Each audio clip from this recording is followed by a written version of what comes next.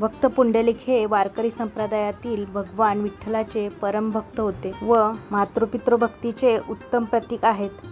त्यांच्यामुळे पंढरपुरात विठ्ठल विठेवर उभे राहिले. आज आपण या व्हिडिओमध्ये भक्त पुंडलिकाची कथा जाणून घेणार आहोत. तर हा व्हिडिओ अजिबात स्किप न करता शेवटपर्यंत नक्की पहा आणि व्हिडिओ आवडल्यास व्हिडिओला एक लाईक जरूर करा. हॅलो, नमस्कार, श्री स्वामी समर्थ. रेश्मा तुम्हा सगळ्यांचं रेश्माच्या दुनियादारीमध्ये पुन्हा एकदा स्वागत करते. भक्त पुंडलिक आणि श्री विठ्ठलाची कथा. एकदा पुंडलिक काशीच्या प्रवासाला निघाला. तो जंगलातून जात असताना त्याचा रस्ता चुकला. तेव्हा त्याला वाटेवर एक आश्रम दिसला. तो आश्रम एका कुक्कुटस्वामीचा होता. आश्रमात पोहोचल्यानंतर पुंडलिकाने महर्षी कुक्कुटांना काशीला जाण्याचा मार्ग विचारला. तेव्हा महर्षींनी सांगितले की आजपर्यंत ते कधी काशीला गेले नाहीत आणि त्यामुळे त्यांना मार्गही माहीत नाही. हे ऐकून पुंडलिक ऋषीची खिल्ली उडवत म्हणाला, तुम्ही कसले ऋषी आहात जे स्वतःला ऋषी समजतात आणि एकदाही काशीला गेला नाही. कुक्कुट ऋषीची खिल्ली उडवून पुंडलिक पुढच्या प्रवासाला निघाला. पुंडलिक आश्रमापासून थोड्याच अंतरावर गेला असताना त्याला काही स्त्रियांचा आवाज ऐकू आला. आवाज कुठून येत होता हे इकडे तिकडे बघितल्यावर त्याला कळाले की आवाज आश्रमातूनच येत आहे.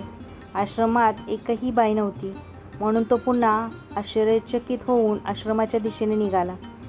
जेव्हा तो आश्रमात पोहोचला तेव्हा त्याला दिसले की 3 स्त्रिया पाण्याने आश्रमाची स्वच्छता करत आहेत. जेव्हा त्यांना विचारले तेव्हा त्याला कळाले की त्या 3 स्त्रिया आई गंगा, आई सरस्वती, आई यमुना आहेत. पुंडलिक आश्चर्याने स्तब्ध झाला. काशीचे दर्शन सोडा, तेथे जाण्याचा मार्गही माहीत नसणाऱ्या ऋषीच्या आश्रमाचे पावित्र्य हे तिघी कशा राखत आहेत. तेव्हा आई गंगा, यमुना आणि सरस्वती यांनी त्यांना सांगितले की मनात पवित्रता आणि पूज्यता असल्यावर आपण पवित्र स्थळांना भेट द्यावेत किंवा कर्मकांड करावेत हे आवश्यक नाही. कुक्कुट ऋषींनी आपल्या जीवनात पवित्र चिंतले, आपल्या आईवडिलांची सेवा केली, त्यांचे सर्व आयुष्य एकीकडे समर्पित केले आणि म्हणूनच त्यांना मोक्ष मिळू शकले एवढी योग्यता प्राप्त झाली आहे. पुंडलिक आपल्या वृद्ध आईवडिलांना सोडून काशीसाठी निघाला होता. यामुळे त्याचे डोळे उघडले, कारण त्यांनी आपल्या आईवडिलांची त्यांना काशीला घेऊन जाण्याची विनंती पूर्ण केली नव्हती आणि स्वतः मोक्षासाठी भटकत होता. तो घरी आपल्या आईवडिलांकडे परतला आणि त्याने त्याच्या आईवडिलाला काशीला आणले. या घटनेनंतर पुंडलिकाचं आयुष्यच बदलून गेलं. आता त्याचा जीव आईवडिलांच्या सेवेत जात होता. पुंडलिकाची मातृपितृभक्ती इतकी मर्यादित होती की एकदा भगवान श्रीकृष्णही पुंडलिकाच्या घरी जाण्याचा मोह टाळू शकले नाही. भगवान श्रीकृष्ण पुंडलिकाच्या घरी पोहोचले तेव्हा पुंडलिक आपल्या आईवडिलांची सेवा करत होता. देव आपल्या घरी पाहुणे म्हणून आलेला पाहून त्याला खूप आनंद झाला, पण त्याचे मन जराही विचलित झाले नाही.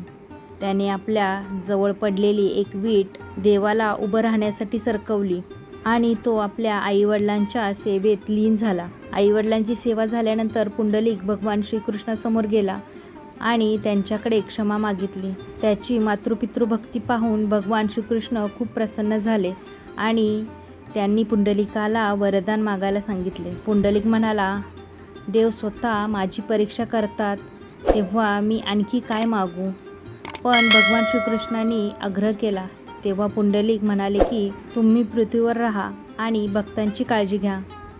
तुमच्या भक्तांवर तुमची सावली असू द्या. तेव्हापासून भगवान श्रीकृष्ण तेथे निवास करण्यास राजी झाले आणि ती जागा म्हणजे पंढरपूर. आपण विठोबा म्हणून ओळखले जाऊ असे त्यांनी सांगितले.